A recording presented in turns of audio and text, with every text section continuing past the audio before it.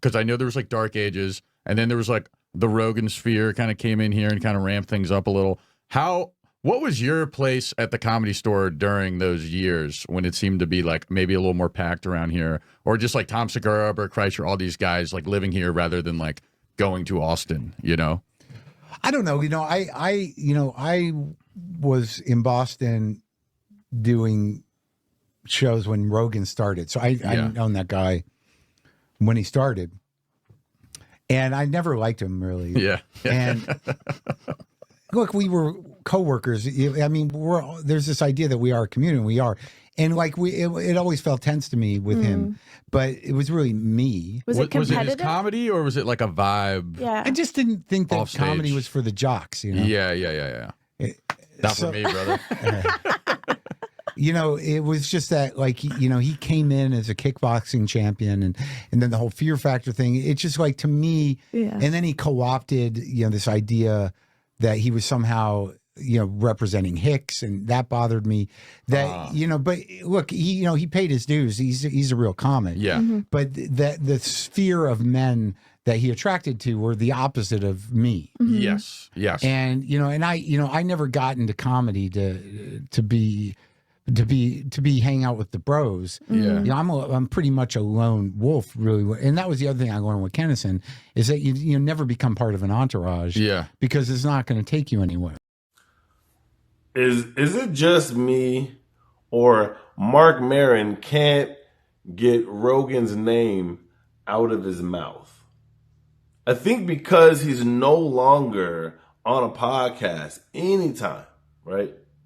Anytime this nigga is on any podcast, he's like, make sure you talk about Rogan. It's in the contract. Make sure when we're talking, we talk about Rogan, because I get hits when we talk about it. Y'all good? We're going to talk about Rogan? Okay, cool.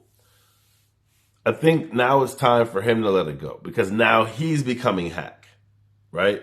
Like the hacky jokes, yes, we all know that happens, right? We all know that the low hanging fruit of race jokes, or the you're gay jokes, or all of the above, right, is very low hanging fruit. But still talking about a subject that is overkill is very petty. One. Number two is very low hanging fruit, because is that all you have? Like your special's out. Are you still trying to promote for said special? I don't understand what it is, but I'm tired of it. Mark, you need to move on. It's time for you to pack your bags and sail off into the sunset. They're not giving you a retirement. How in basketball they give you like a retirement tour? It's over. Let's go, Mark. Okay? Rogan's still going to continue to work, and you're just going to have to watch from the sidelines. And you're going to be bitter about it, because the money's only going to continue to grow, and your money is going to slowly decline, which you're going to have to come back. You're going to have to do something. You're going to have to do something, because it's not looking good for you, sir. All you want to do is like, how can I stir up problems with the number one podcast in the world? Oh, say that hey, how about this? How about I say I never liked him? What do you guys think about that one? You think that would have pushed? Yeah, I think that'll work.